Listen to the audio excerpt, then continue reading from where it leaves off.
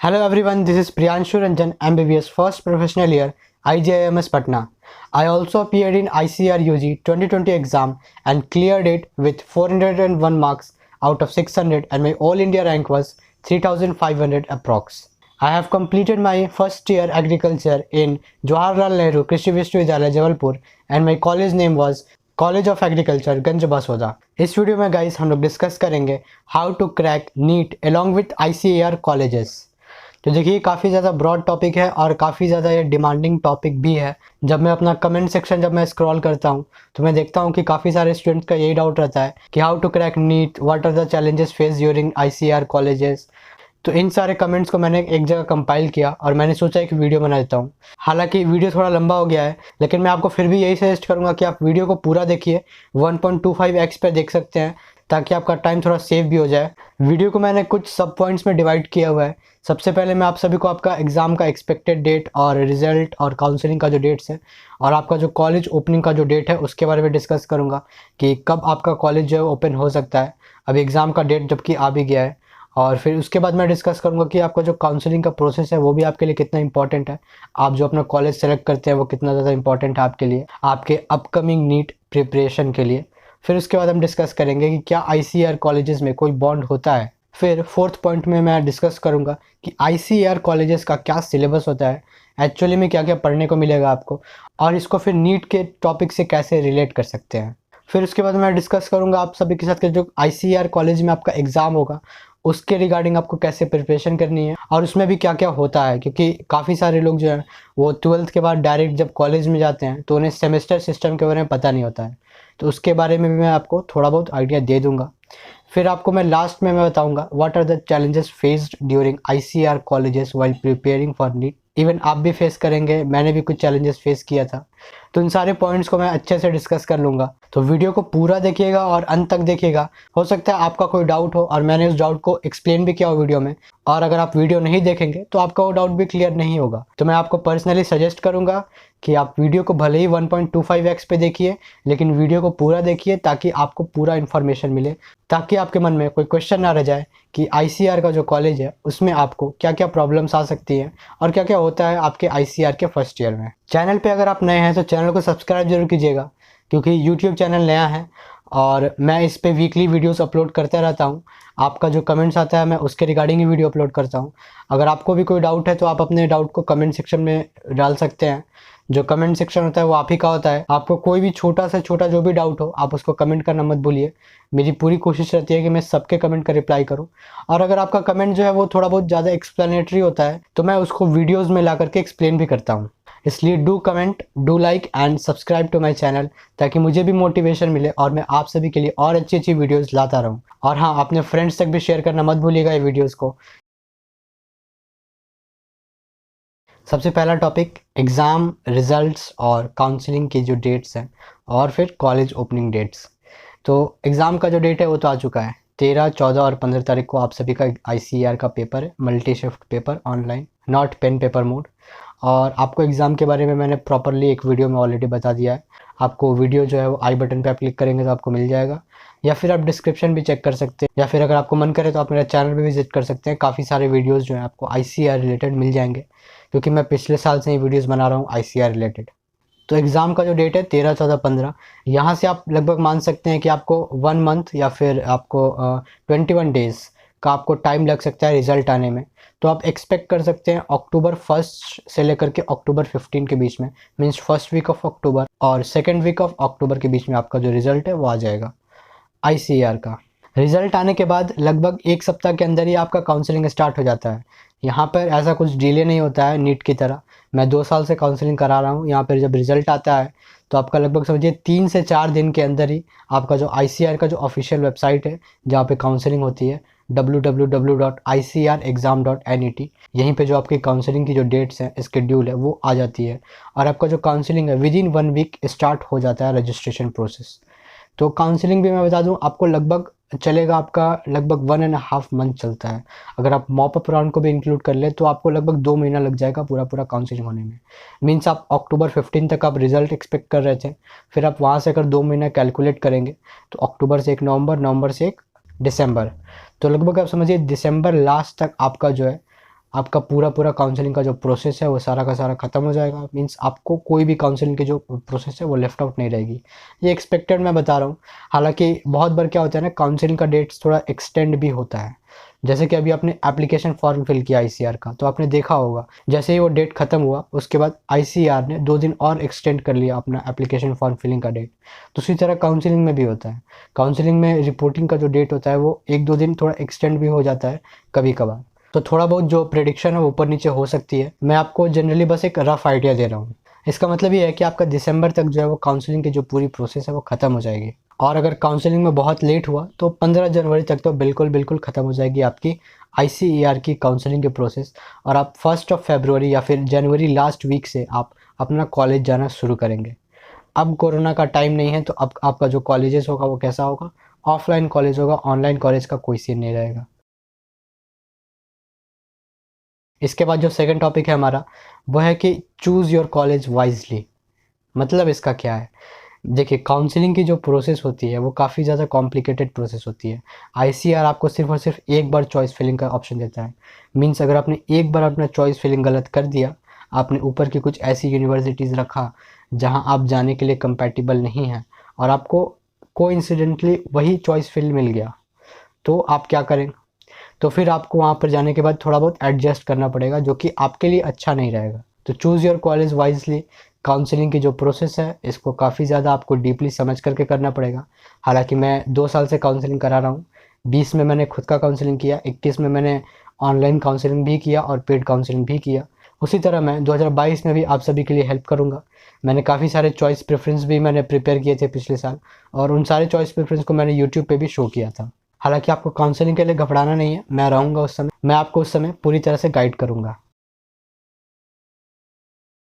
उसके बाद बात कर लेते हैं, काफ़ी स्टूडेंट्स का ये भी डाउट रहता है, क्या आईसीआर के कॉलेजेस में कोई बॉन्ड सिस्टम होता है क्या। तो देखिए अभी तक आईसीआर के कॉलेजेस में कोई भी बॉन्ड सिस्टम नहीं है। हाँ, आपको आईसीआर स्कॉलरशिप जरूर देती है आपको पढ़ने के लिए। वो 3000 पर मंथ होता है यूजी के लिए। मीन जब आपका कॉलेज स्टार्ट हो जाएगा तो डे 1 से आपको पर मंथ के अकॉर्डिंग 3000 पर मंथ की स्कॉलरशिप मिलेगी।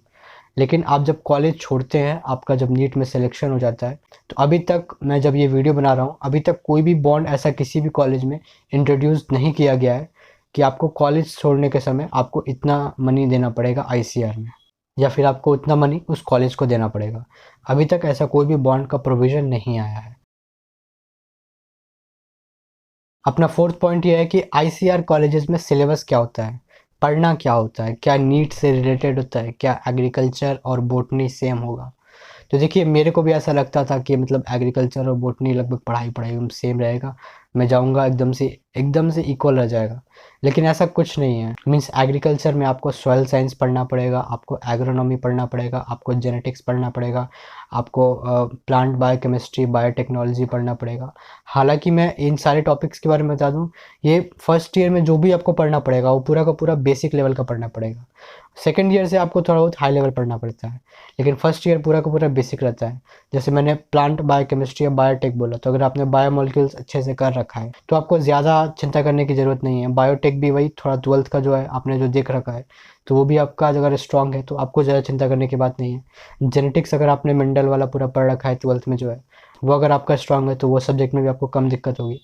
मीन्स मैं बता दूं आपको, जो फर्स्ट ईयर रहेगा पूरा का पूरा बेसिक सब्जेक्ट रहेगा। हाँ, एक सब्जेक्ट जैसे सॉइल साइंस हो गया, एग्रोनॉमी हो गया, कुछ कुछ ऐसे जो सब्जेक्ट्स होते हैं जो कि सिर्फ एग्रीकल्चर बैकग्राउंड के ही होते हैं, तो उन सारे सब्जेक्ट्स में आपको दिक्कत होगी। और जो सिर्फ पीसीबी स्टूडेंट्स हैं उनको वहाँ पे एक्स्ट्रा में मैथ्स भी पढ़ना पड़ेगा, और एग्रीकल्चर हेरिटेज एक सब्जेक्ट होता है उसको भी पढ़ना पड़ेगा। तो ओवरऑल मैं बता दूं आपको, सब्जेक्ट वाइज कुछ बहुत ज़्यादा टफ नहीं होता है आईसीआर में। हाँ, लेकिन ये है कि अगर आपका बेस स्ट्रांग है, अगर आपका जो 12th और 11th का जो बायोलॉजी है वो काफ़ी ज़्यादा स्ट्रांग है, तो आप थोड़ा बहुत टैकल कर सकते हैं आप आईसीआर के कॉलेजेस में। क्योंकि आपको वहाँ पे फिजिक्स केमिस्ट्री जैसा तो कुछ नहीं मिलने वाला है।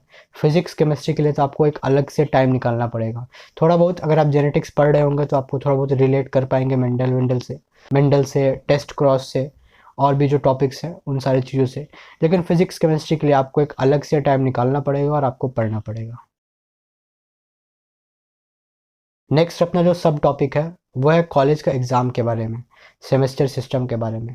तो मैंने पिछले साल के कुछ वीडियोस में बता रखा था आपको कि सेमेस्टर सिस्टम क्या होता है, लेकिन इस बार कुछ नए स्टूडेंट्स भी जुड़े होंगे इस वीडियो के थ्रू, तो मैं उनको बता देता हूँ। देखो, जब आप 12th पास करते हो, फिर आप कॉलेज में जब इंटर करते हो, तो जो कॉलेज में आप जब इंटर करते हो ना, तो जो पूरा जो एक साल का जो सेशन होता है आपका, जो पूरा फर्स्ट ईयर का जो सेशन होता है, उसको 2 पार्ट में डिवाइड किया गया है। एक फर्स्ट सेमेस्टर और दूसरा सेकंड सेमेस्टर। फर्स्ट सेमेस्टर में भी एक मिड सेमेस्टर होता है और एक एंड सेमेस्टर होता है। उसी तरह आपका सेकंड सेमेस्टर में भी एक मिड सेमेस्टर होगा और एक एंड सेमेस्टर होगा। मिड सेमेस्टर के बाद आप सभी को मिलते हैं असाइनमेंट्स, प्रैक्टिकल्स, वाइवा, और उसके बाद आपका होता है फाइनल थ्योरी यानी कि एंड सेमेस्टर एग्ज़ाम। मतलब अगर आप जब कॉलेज में घुसेंगे तो सबसे पहले आप सभी का मिड सेमेस्टर एग्ज़ाम अनाउंस होगा, उसके बाद आप सभी का प्रैक्टिकल वाइवा का डेट्स आएंगे, और उसके बाद आप सभी का जो फाइनल थियरी होता है फर्स्ट सेमेस्टर में, उसका एग्ज़ाम का डेट आएगा। अगर आप फेल करते हैं किसी एक सब्जेक्ट में तो इसमें घबराने की कोई दिक्कत नहीं है। जो कॉलेज होता है उसमें एक दो सब्जेक्ट में बैक लगना कॉमन बात होती है। हाँ, लेकिन अगर आपका जो सब्जेक्ट में बैक है वो एक दो से ज़्यादा हो रहा है, मीन्स अगर आप 3-4 सब्जेक्ट्स में बैक लगा रहे हैं फर्स्ट सेमेस्टर में ही, तो ये गलत बात है। आप एक दो तक ही लिमिट है तो ठीक है, अगर बैक नहीं लगे तो बेस्ट चाहिए। तो आपको लगभग पता चल गया कि एग्ज़ाम क्या होगा। अगर आपका एक दो सब्जेक्ट ख़राब भी जाता है पेपर तो क्या दिक्कत आ सकती है आपको। अच्छा, कॉलेज के एग्ज़ाम के बारे में मैं एक और बता दूँ, तो सबसे ज़्यादा इसमें टफ़ और हेक्टिक चीज़ होता है वाइवा और प्रैक्टिकल, क्योंकि इसमें आपको 10-10 पेज, 20-20 पेज के असाइनमेंट्स लिखने पड़ते हैं, फिर वाइवा के लिए तैयारी करना पड़ता है। तो ये ज़्यादा मुश्किल काम है। थ्योरी पेपर में तो कोई भी कुछ भी लिख देगा, मतलब लंबा चौड़ा आदमी रामायण लिख सकता है। लेकिन जब आप वाइवा देंगे तो आपको तो उस समय टू द पॉइंट आंसर करना पड़ेगा, तो उसके लिए थोड़ा बहुत ज़्यादा पढ़ना पड़ता है। काफ़ी स्टूडेंट्स का ये भी डाउट होता है कि आईसीआर के जो एग्ज़ाम्स होते हैं क्या वो टफ़ होंगे, कॉलेजेस के जो फर्स्ट सेमेस्टर टफ़ होंगे, ईजी होंगे, हार्ड होंगे। तो देखो, ये डिपेंड करता है आप पे, आपकी नॉलेज पे। अगर आपने डे 1 से थोड़ा बहुत पढ़ा हुआ है, मीन्स थोड़ा थोड़ा आधा एक घंटा डेली पढ़ लेते थे कोई कोई सब्जेक्ट्स, तो मैं बता देता हूँ आपके लिए बहुत ईजी हो जाएगा एग्ज़ाम के एक दिन पहले सबको रिवाइज़ करके आपको एग्ज़ाम देना। मैं बता दूँ, कॉलेज लाइफ में ऐसा होता है ना, कॉलेज लाइफ जब आप इंटर करेंगे तो आप लगभग एग्ज़ाम से 1 वीक पहले अपनी पढ़ाई स्टार्ट करेंगे और आप एग्ज़ाम में पास भी कर जाएंगे। हालांकि मैं आपको डीमोटिवेट नहीं कर रहा हूँ कि आप पढ़े ही ना कॉलेज में जा करके, मैं आपको एज एन फैक्ट बता रहा हूँ जो कि आप करने वाले हैं। लेकिन मैं आपको यही पर्सनली रिकमेंड करूँगा कि आप डे 1 से थोड़ा थोड़ा पढ़ते रहिएगा, ताकि आपको लास्ट में ज़्यादा हेक्टिक शेड्यूल ना हो सकता है आपका जो फर्स्ट सेमेस्टर एग्ज़ाम हो उसके साथ नीट का जो एग्ज़ाम है वो कॉन्साइड कर जाए, क्योंकि आपका जो फर्स्ट सेमेस्टर एग्ज़ाम है वो मैं आपको बता दूं मई के आसपास ही पड़ेगा। जब आप कॉलेज में इंटर करेंगे फरवरी में, मार्च और अप्रैल मई, यस, हमारा भी जो कॉलेज स्टार्ट हुआ था वो 16 फरवरी से स्टार्ट हुआ था, और हमारा जो फर्स्ट सेमेस्टर एग्ज़ाम था वो मई में ही था। और काफ़ी सारे एक्सपर्ट्स या टीचर्स का यही कहना है कि इस बार का जो नीट है, जो एक्सपेक्टेड है नीट 2023, वो अब मई के मंथ में ही कंडक्ट किया जाएगा। हालांकि मई से जून भी हो सकता है, एनटी का कोई गारंटी नहीं है, लेकिन हम लोग को वर्स्ट सिचुएशन के लिए तैयार रहना है। हम लोग को डे 1 से पढ़ाई करना है, मेहनत करना है, ताकि हम अपना जो एम है उसको क्लियर कर सकें। अगर आपको ट्रूली डेडिकेशन है डॉक्टर बनने की, अगर आप ये वाइट कोट पहनना चाहते हैं, तो आपको इसके लिए ट्रूली आपको मेहनत तो करना पड़ेगा। इसके लिए कोई शॉर्टकट नहीं है, आपको प्रॉपर मेहनत तो करना पड़ेगा। बात कर लेते हैं अपने लास्ट सब पॉइंट के बारे में। तो लास्ट सब पॉइंट अपना यही है, what are the problem face during ICR colleges. देखिए, सबसे पहले मैं आपको बता दूं कि जब आप काउंसलिंग कराएंगे तो ज़्यादातर प्रोबेबिलिटी यही होती है कि आपको आपके स्टेट से बाहर आपको यूनिवर्सिटी अलॉट हो। मीन्स आपको आपके स्टेट में जो यूनिवर्सिटी है आईसीआर की वो अलॉट होना मुश्किल होती है, क्योंकि आईसीआर का जो काउंसलिंग ब्रोशर जब आएगा, वो जब रिलीज़ होगा, मैं जब उसको एक्सप्लेन करूँगा तो मैं बताऊँगा कि आईसीआर के काउंसलिंग के रूल के अकॉर्डिंग एक स्टेट से मोर देन 30 या 40% स्टूडेंट्स एक यूनिवर्सिटी में नहीं रह सकते। ये जो परसेंटेज मैंने बताया 30 या 40, हो सकता है इसमें थोड़ा चेंजिंग हो, क्योंकि मुझे अभी एग्जैक्ट डेटा जो है वो याद नहीं है, लेकिन जब इस बार की जब काउंसलिंग स्टार्ट होगी तो मैं आपको बताऊंगा। तो मोस्ट प्रोबेबली यही चांस है कि आपको जो कॉलेज अलॉट होगा वो आपके स्टेट के बाहर होगा। दूसरा बात ये कि अगर आपको आपके स्टेट के अंदर कॉलेज चाहिए तो आपको लेस देन 2000 आपकी ऑल इंडिया रैंक होनी चाहिए, या 1500, मीन्स जितना कम रैंक है उतना आपके लिए अच्छा रहेगा, क्योंकि आप नए स्टेट में जाएंगे और अगर आपको वहाँ का माहौल अच्छा नहीं लगा, आपको वहाँ का फूड सूट नहीं किया, तो हो सकता है नए इन्वायरमेंट्स की वजह से आप सभी का जो तबीयत है वो ख़राब हो सकता है, आपको पढ़ने में फिर मन नहीं लगेगा। तो न्यू इन्वायरमेंट में आप सभी को एडजस्ट करना पड़ सकता है अपने आईसीआर के कॉलेज में। ये आपका पहला प्रॉब्लम हो गया। दूसरा प्रॉब्लम ये आता है कि थोड़ा बहुत जो सीनियर के साथ रिलेशन है आपको मेंटेन करके चलना पड़ता है। तो उसमें भी थोड़ा बहुत ऊपर नीचे होते रहता है। हालांकि जो सीनियर्स होते हैं वो आपको कॉलेज एग्जाम्स में जो सेमेस्टर एग्जाम्स होते हैं, मिड टर्म एग्जाम होगा आपका, उसमें काफ़ी हेल्प भी करेंगे, प्रीवियस ईयर क्वेश्चन पेपर ला करके देंगे और आपको इंपॉर्टेंट टॉपिक्स आपके बुक में टिक कराएंगे। तो इन सारी चीज़ों में आप सभी को हेल्प भी मिलेगी। वही डिपेंड करता है कि आप सभी को आपके सीनियर्स कैसे मिलते हैं। तो इन सारी चीज़ों में भी आपको थोड़ा बहुत ऊपर नीचे मिल सकता है, आपको यहाँ पे भी थोड़ा बहुत एडजस्ट करना पड़ेगा। फिर तीसरा चीज़ ये है कि हम सभी जो है अभी कोचिंग इंस्टीट्यूट्स में पढ़ते हैं नीट या आईसीआर क्रैक करने के लिए। उसके बाद अचानक से हम लोग नए इन्वायरमेंट में आते हैं, मीन्स कॉलेज वाले इन्वायरमेंट में आते हैं जहाँ प्रोफेसर्स होते हैं, वहाँ का अपना ड्रेसअप होता है, अपना ड्रेसिंग सेंस होता है। तो इन सारी चीज़ों में आप सभी को एडजस्ट करने में थोड़ा बहुत टाइम लग सकता है। तो ये सारे जो छोटे मोटे प्रॉब्लम्स हैं वो आपको फेस करने पड़ सकते हैं। हालांकि जो फूड और लैंग्वेज का जो प्रॉब्लम होगा वो थोड़ा ज़्यादा प्रॉब्लम है। जैसे मैं खुद हिंदी स्पीकिंग हूँ, तो मैं उन स्टेट्स को प्रेफर करता हूँ जहाँ पे लोग जो है वो हिंदी स्पीकिंग हो। और फूड का बात कर ले तो फूड भी काफ़ी इंपॉर्टेंट चीज़ है। तो इन सारे की पॉइंट्स को देखते हुए ही आपको अपना कॉलेज भी सिलेक्ट करना है वो काउंसलिंग के प्रोसेस में। और ये सारे जो प्रॉब्लम्स मैंने आपको बताया कि आप जब नए इन्वायरमेंट में जाएंगे तो आप क्या क्या फेस करना पड़ सकता है। तो ओवरऑल आप सभी को आइडिया लग गया कि आपका जो आईसीआर का जो फर्स्ट ईयर का कॉलेज लाइफ है वो कैसा रहेगा। आप अगर नीट की प्रिपरेशन करते हैं तो वो कैसा रहेगा। इसके अलावा भी अगर आपके मन में कोई भी डाउट है तो उसको कमेंट करना मत भूलिएगा। That's all for this video guys. Thank you so much guys and take care.